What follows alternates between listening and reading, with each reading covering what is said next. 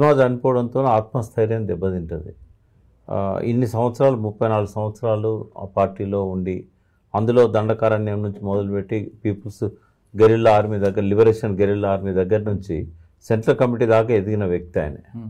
అటువంటి వ్యక్తి మనకు కనబడడు కూడా. అయితే ఇప్పుడు ఆయన శిష్యులు ఎవరైతే ఉంటారో అందరు దాదాపుగా దండకారణ్యంలో ఉన్న వాళ్ళంతా హిడ్మా నుంచి స్ఫూర్తి పొందిన వాళ్ళే ఉంటారు. వాళ్ళ లోపల ఒక మొరేల్ దెబ్బతింటుంది. ఇప్పుడు ఆశన్న పోయిండు, వీళ్ళు ఏంటంటే సరెండర్ అవ్వడానికి పోయి ఎన్కౌంటర్ అయిపోయిండు. ఇవాళ నుండి వాళ్ళు ఏం చేయాలి, వాళ్ళకి డైరెక్షన్ ఎవరు ఇవ్వాలి, వాళ్ళు అక్కడ వాళ్ళని వాళ్ళు ఎట్లా కాపాడుకుంటారు, ఆ హిడ్మా ఉన్నాడనే ధైర్యంతో ఇంకా కొంతమంది మిగిలి ఉన్నారు అక్కడ.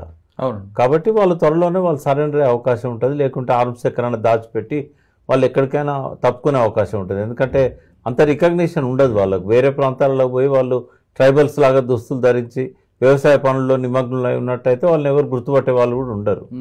కాబట్టి ఇక దళాలు అయితే ఉండే అవకాశం లేదు. సాయుధ పోరాటం ఇంకా ముగిసిందని చెప్పుకోవచ్చు ఇప్పుడు హిడ్మాతోని. వీళ్ళు ఉన్నా కూడా వీళ్ళు ఇంకొక టీమ్స్ని అట్లా తయారు చేసే అవకాశం లేదు, ఆ శక్తి కూడా వాళ్ళకి లేదు. మళ్ళా గణపతి వచ్చినా కూడా దళాలను తయారు చేయలేడు. ఎందుకంటే ఒక సీక్వెన్స్ అది.